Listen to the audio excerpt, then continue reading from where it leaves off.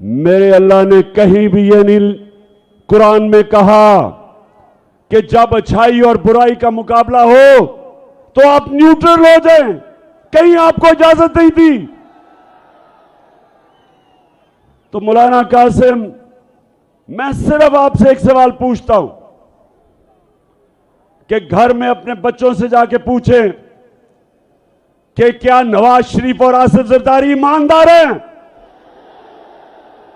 अपने बच्चों से पूछें, अपने घर वालों से पूछें कि क्या तुम गवाही दे सकते हो कि ये जो 30 साल से मुल्क को लूट रहे हैं, ये दो खानदान, पूछें इनसे, अपने बच्चों से पूछें, दिल पे हाथ रख के बताएं कि क्या ये दो खानदान ईमानदार हैं?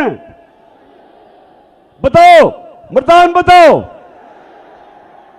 30 साल से ये मुल्क को लूट रहे हैं। 26 साल पहले मैं सियासत में सिर्फ एक वजह से आया था। 26 साल पहले मैं इनकी चोरी और करप्शन, जो मुल्क को कंगाल करके मकरूज कर रहे थे, यहां का पैसा चोरी करके मुल्क से बाहर लेके जा रहे थे, इसलिए मैं सियासत में आया था। और इसलिए आया था कि जब आप एक इंसाफ का निजाम कायम करते हैं, जब आप ताकतवर को कानून के नीचे लेके आते हैं, जब एक मुल्क में इंसाफ आता है, तब वो मुल्क खुशहाल होता है। कोई मुल्क, एक मुल्क मुझे बताएं, मैं सारी दुनिया पे रहा हूं, एक मुल्क मुझे बताएं जिधर उनकी लीडरशिप करप्ट हो और वो मुल्क में खुशहाली हो। एक मुल्क बताएं। सारी दुनिया में देखी है, गुर्बत की सबसे बड़ी वजह जब उसके मुल्क के हुक्मरान मुल्क का पैसा चोरी करके मुल्क से बाहर ले जाते हैं। तो मौलाना कासिम, आज मैं इन सब के सामने खड़ा होकर कह रहा हूं कि अगर आप समझते हैं जिनके लिए, जिस कोलिशन में आप खड़े हैं, अगर आप वो ये समझते हैं कि ये नवाज शरीफ और इसका खानदान और जरदारी उसका खानदान, अगर ये ईमानदार हैं, तो मैं आज आप सबको कहता हूं कि उसको वोट दे दो। लेकिन मौलाना कासिम साहब, इनके ऊपर तो चोरी पे किताबें लिखी हुई हैं। इनके ऊपर तो बीबीसी ने 2 फिल्में बनाई हुई हैं इन दोनों की चोरी पे। इनके ऊपर किताबें हैं इनकी चोरी की। मौलाना कासिम, मुझे जवाब दो, मेरे ऊपर हर रोज नई एफआईआर कटती है, हर रोज मैं अदालत में जाता हूं, हर रोज मैं जमानत लेता हूं। मौलाना कासिम, मुझे बताएं, मैं क्यों लंदन नहीं भाग जाता? मैं क्यों नहीं मुल्क छोड़ के जाता? मैं अदालत में भी इनका मुकाबला करता हूं, इन चोरों का, और मैं जमीन पे जाके अपनी कौम को जगाता हूं, अपनी कौम को बताता हूं कि मेरी कौम का कोई मुस्तकबिल नहीं, किसी कौम का भी कोई मुस्तकबिल नहीं जिसके ऊपर चोर मुसल्लत हो, जिनके ऊपर अरबों रुपए के केसेस हो। तो मुझे मौलाना कासिम, आप सुना अच्छे आदमी हैं, मुझे बताएं, आपका ज़मीर इजाजत देते हैं आपको इन चोरों के साथ खड़े होना? कैसे आप अपने अल्लाह के सामने खड़े होंगे? क्योंकि अल्लाह ने तो वाज़ेह तौर पे आपको हुक्म दिया है अमर बिल मारूफ का। उसने आपको हुक्म दिया है कि अच्छाई का साथ दो। और अगर आप ये समझते हैं कि इमरान खान करप्ट है और फिर चले जाएं इसके साथ, लेकिन अगर इमरान खान करप्ट होता तो वो भी आज दुम दबा के नवाज शरीफ की तरह मुल्क से बाहर भागा होता। मर्दान,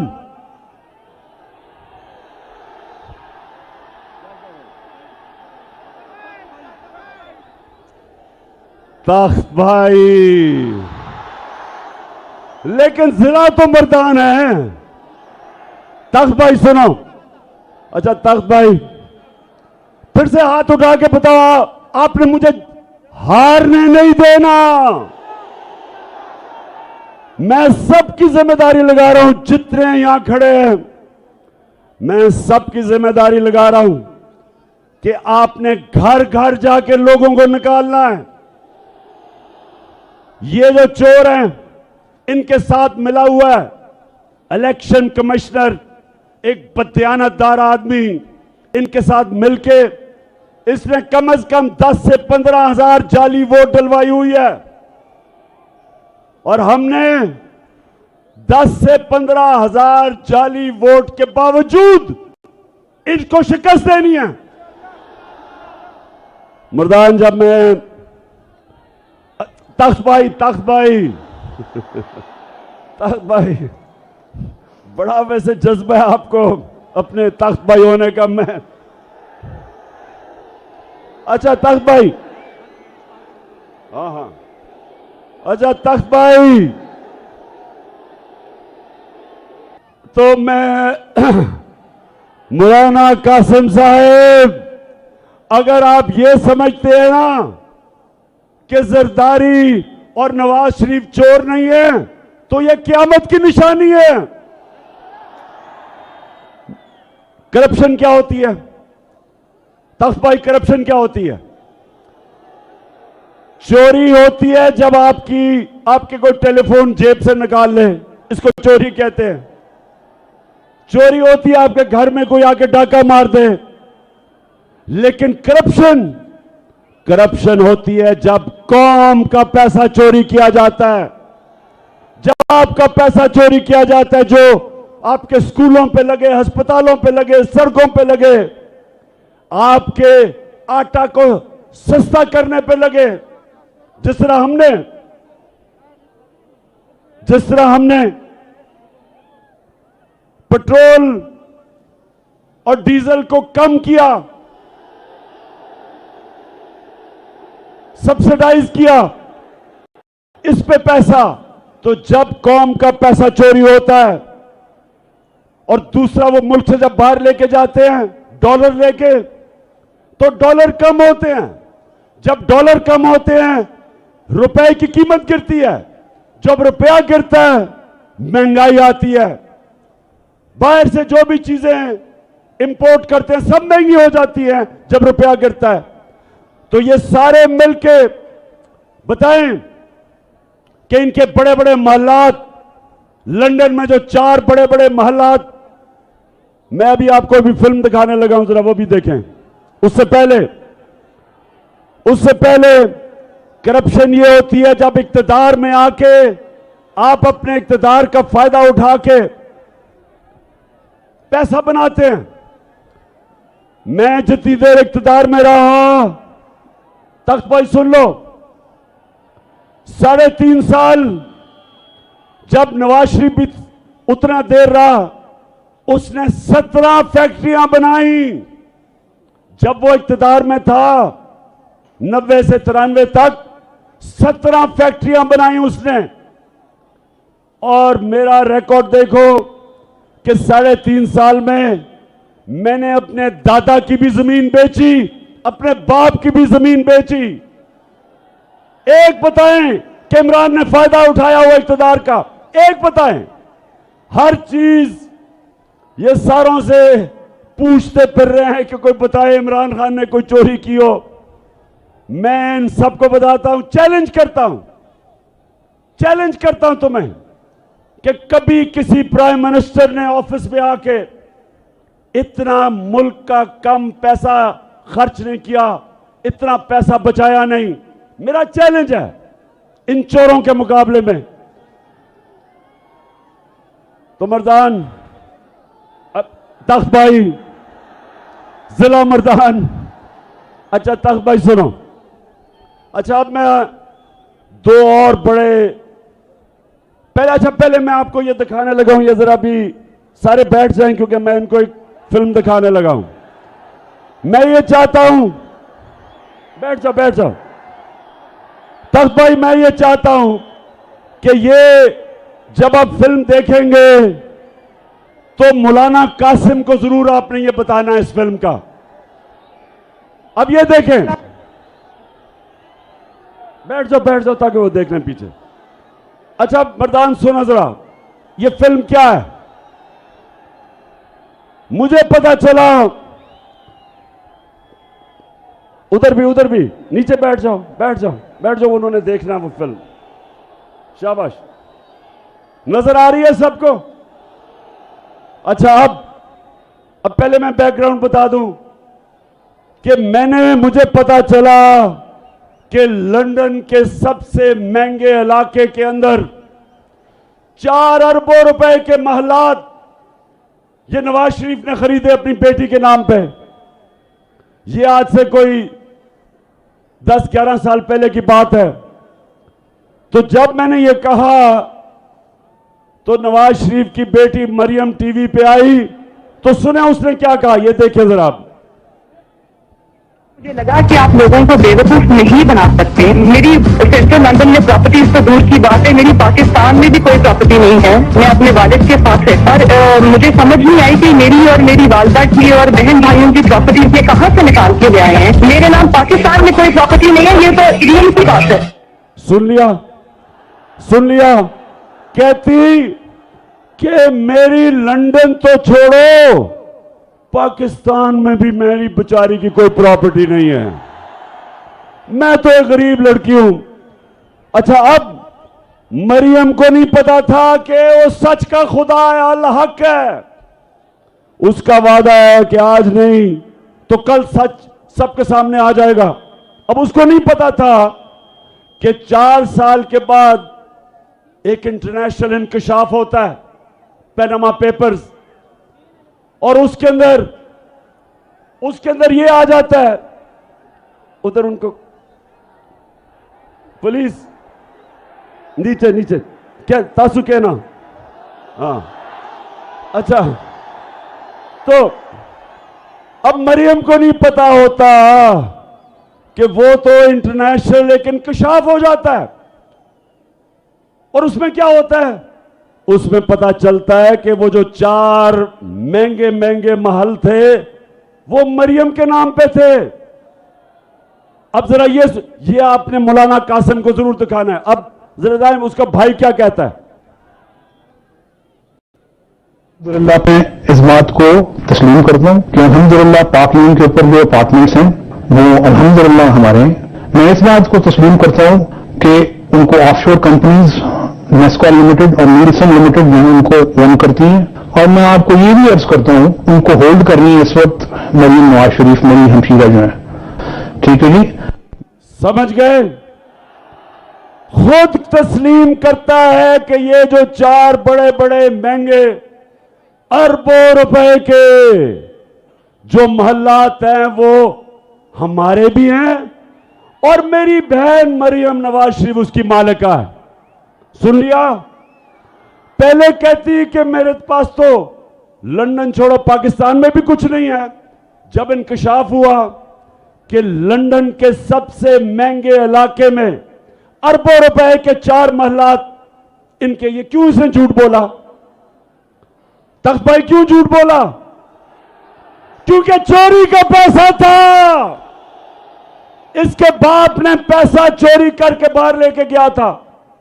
अच्छा, अब जब पकड़ी गई, अब मरियम, मैंने कभी किसी को, अब जरा ये अगली मैं वीडियो दिखाने लगा हूं, जरा गौर से देखना।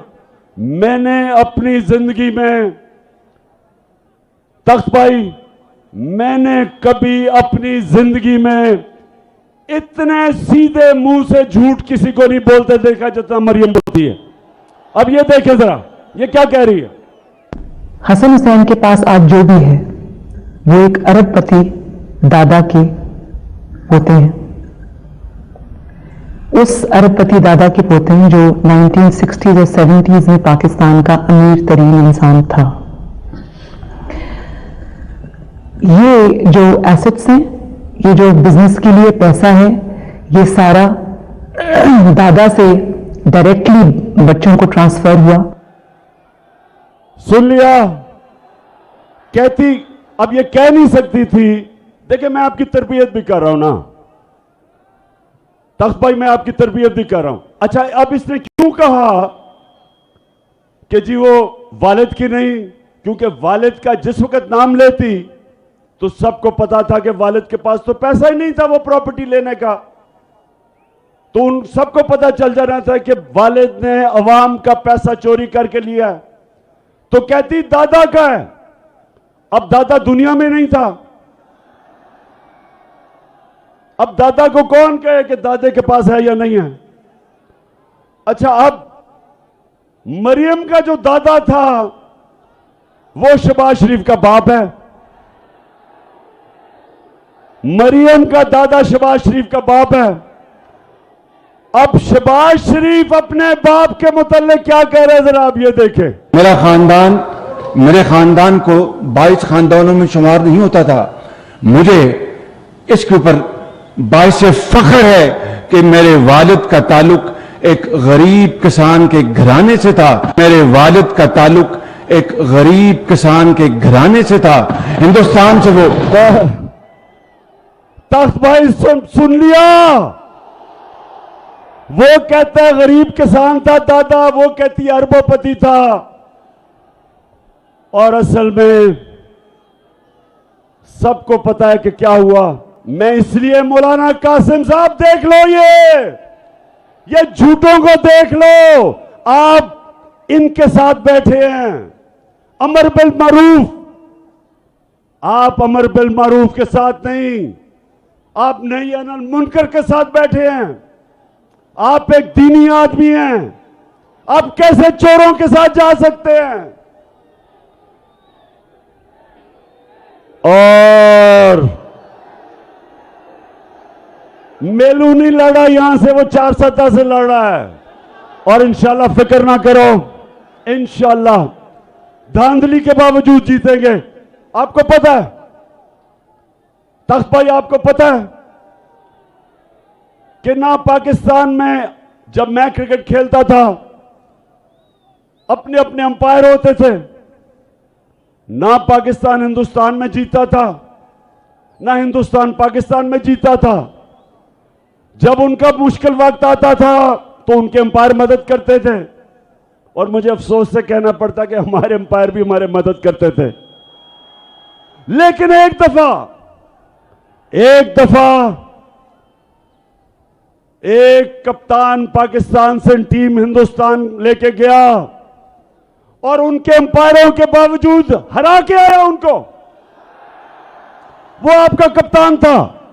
इस तरह इंशाअल्लाह ये जो इलेक्शन कमिश्नर बददियानतदार आदमी जिसने 10 से 15 हजार जाली वोट डाले हुए हैं, मेरा चैलेंज है कि अवाम आज पाकिस्तान की हमारे साथ है। उसके बावजूद, धांधली के बावजूद इंशाअल्लाह तुम्हारा वही हाल करेंगे जो हमने हिंदुस्तान का किया था हिंदुस्तान जाके। अच्छा, अब 2 और मैं बातें करनी है तख्त भाई। एक, जो स्वात में हो रहा है, जो हमारे पुराने कबायली इलाके में हो रहा है, जब मेरी हुकूमत थी तो हमने दहशतगर्दी के ऊपर काबू पा लिया था। अब सब जानते हैं कि हमने दहशतगर्दी पे काबू पा लिया था। और आप सब जानते हैं कि मैं बार बार 20 साल कहता रहा कि हमें अमेरिका की जंग में नहीं जाना चाहिए। आप गवाह रहे हैं तख्त भाई, नौजवानों गवाह रहो कि मैं 20 साल कहता रहा कि यह हमारी जंग नहीं, ये अमेरिका की जंग है, हमें इसमें नहीं होना चाहिए। मैं कहता गया कि हमारे लोगों को किसी और की जंग में कुर्बान किया जा रहा है। 80,000 हमारे लोग कुर्बान हुए। कोई पाकिस्तान में टीटीपी नहीं थी। जब हम उनकी जंग में गए तो हर किस्म का पाकिस्तान में दहशतगर्दी हुई। जब मेरी हुकूमत आई, आप सब गवाह हैं कि एक ड्रोन अटैक नहीं होने दिया हमने वाज़ेह तौर पे अमेरिका को कहा कि हम तुम्हारे साथ अमन में होंगे, लेकिन किसी जंग में हम तुम्हारे साथ शिरकत नहीं करेंगे। और यह अमन हो गया। अब स्वात के अंदर जो हो रहा है और कबायली इलाके में भी, जो पुराना कबायली इलाका था, मैं आज फेडरल गवर्नमेंट से पूछता हूं कि आप जिम्मेदार हैं इसके। आपने कैसे इजाजत दी? बॉर्डर आपके कंट्रोल में है और बॉर्डर से ये जो लोग आए हैं और ये जो अब दहशतगर्दी हो रही है और जो स्वात के लोगों ने कुर्बानियां दी थी जब उन्होंने नकल मकानी की, उनके घर लूटे गए थे, उनको नुकसान हुआ। जो ज़कात देने वाले थे, नकल मकानी के बाद ज़कात लेने वाले बन गए। कुर्बानियां दी लोगों ने। हमारे सरबराह हमें अमेरिका की जंग में लेके गया और कुर्बानी अवाम ने दी, खास तौर पे कबायली इलाके की अवाम और स्वात की और मलाकंड की अवाम ने। तो मैं आज सवाल पूछता हूं, फेडरल गवर्नमेंट मुझे जवाब दो कि क्या आपका सिर्फ यह काम रह गया है कि इमरान खान के ऊपर केसेस बनाओ, उसके ऊपर झूठी केसेस बनाओ, एफआईआर करवाओ, हमारे लोगों को जेलों में डालो, मीडिया के ऊपर पाबंदियां लगाओ, शहबाज गिल को पकड़ के जिस तरह आपने उसके ऊपर तशद्दुद किया, और अब आजम स्वाति को जो पकड़ के रात लेके गए और तशद्दुद किया, उसको भी नंगा करके तशद्दुद किया, शहबाज गिल को भी नंगा किया। शर्म आनी चाहिए तुम्हें, शर्म आनी चाहिए। क्या यह तुम्हारा काम है? तुम्हारा काम है अमन, लॉ एंड ऑर्डर आपकी जिम्मेदारी है। लॉ एंड ऑर्डर का यह हाल है कि सारे मुल्क में चोरियां डकैतियां हो रही हैं, स्ट्रीट क्राइम हो रही है। इधर इन इलाकों में जो स्वात के लोग निकले, क्यों निकले? स्वात के लोग इसलिए निकले कि उन्होंने बड़ी कुर्बानी दी थी जब हमें अमेरिका की जंग में लेके गए थे। तो अब आप जिम्मेदार हैं जो हो रहा है। और महमूद खान चीफ मिनिस्टर साहब, मैं आपको आज कह रहा हूं कि फेडरल गवर्नमेंट को से पूछें कि आप अगर जिम्मेदारी नहीं संभालेंगे तो फिर हमें संभालने दें, हम करेंगे, हम दहशतगर्दी के खिलाफ खड़े होंगे। और जो आजम स्वाति से किया, उससे पहले जो कस्टोडियल टॉर्चर बंद करके तशद्दुद किया, उससे पहले शहबाज गिल पे और फिर सहाफियों पे, मैं सारे इदारों को आज कहता हूं कि अगर आप ये समझते हैं कि तशद्दुद करके आप अपनी इज्जत करवा लेंगे, गलत फहमी में ना रहें। इज्जत अल्लाह देने वाला है। आप मार के, तशद्दुद करके, जुल्म करके, आज तक दुनिया की तारीख में किसी जालिम को इज्जत नहीं मिली। लोग नफरत करते हैं, लोग नफरत करते हैं जब जो जुल्म करता है। और अगर आप ये समझते हैं कि आप लोगों की राय रोक लेंगे और इस तरह के तशद्दुद करके जब सारे चोरों को छोड़ा जा रहा है, शहबाज शरीफ जैसे डाकू और इसके बेटे को बरी किया गया एफआईआर केसेस से, जो भी जिम्मेदार है उनको शर्म आनी चाहिए। आप मुल्क के गद्दार हैं, आप मुल्क से गद्दारी कर रहे हैं। जो भी इन चोरों को एनआरओ दे रहा है वो इस मुल्क का गद्दार है। मेरे नबी सल्लल्लाहु अलैहि वसल्लम ने आज से 1500 साल पहले कहा, उन्होंने कहा जो कौम छोटे चोरों को जेलों में डालती है और बड़े डाकुओं को नहीं पकड़ती, वो तबाह हो जाती है, वो फना हो जाती है। जो भी आज ये बड़े चोरों को छोड़ रहा है और एनआरओ दे रहा है, वो इस मुल्क का गद्दार है और हम मुकाबला करेंगे इनका। मैं निकलूंगा इनके खिलाफ, मैं अपनी कौम को तैयार करूंगा।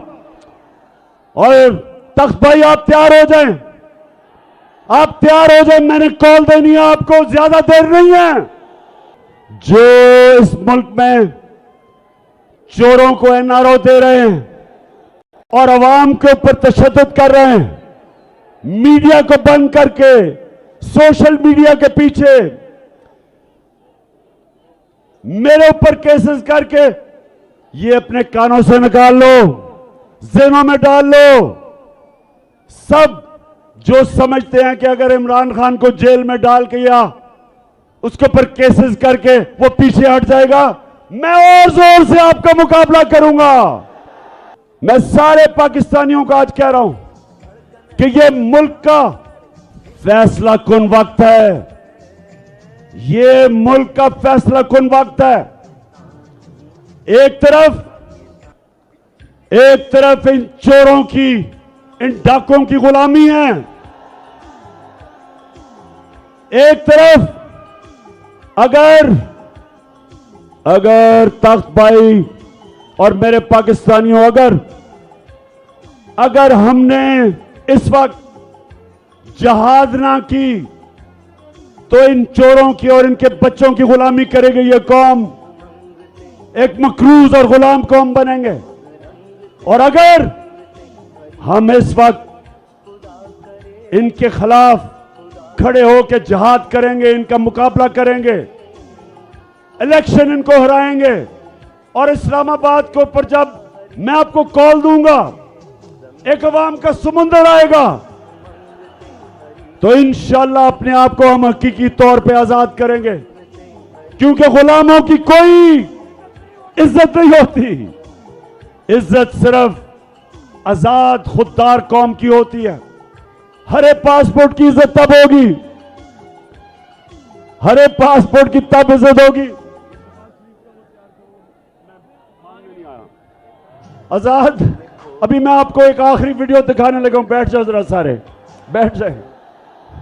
आखिरी वीडियो, उसके बाद मैंने आप सबसे हल्फ लेना है। मैं हल्फ लूंगा, लेकिन पहले मैं ये आपको वीडियो दिखाऊं कि इस मुल्क को ये जो चोर को ऊपर बिठा दिया है, ये मैं कैसे जलील कर रहा है। सुने सुने, हाँ शहबाज शरीफ, मैं मांगने नहीं आया, लेकिन मैं बड़ा मजबूर हूं।